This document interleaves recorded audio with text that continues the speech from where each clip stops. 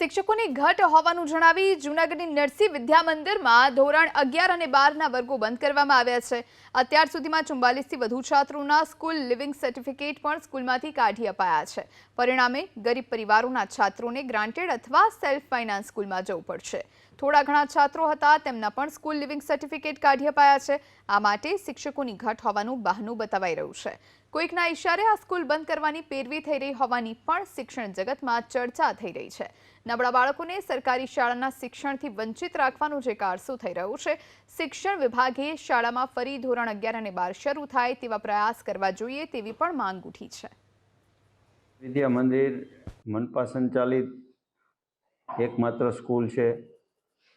સ્કૂલમાં 11-12ની સંખ્યા ન હોવાને કારણે શિક્ષણ વિભાગ દ્વારા એના વર્ગોને બંધ કરેલ છે।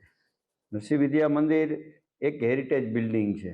જૂનાગઢ શહેરને વર્લ્ડ હેરિટેજમાં સામેલ થાય એ માટે આ નરસિંહ વિદ્યા મંદિરને પણ એક હેરિટેજ બિલ્ડિંગ તરીકે રિનોવેશન અને રીડેવલપમેન્ટ કરવાની કામગીરી મહાનગરપાલિકા દ્વારા હાથ ધરવામાં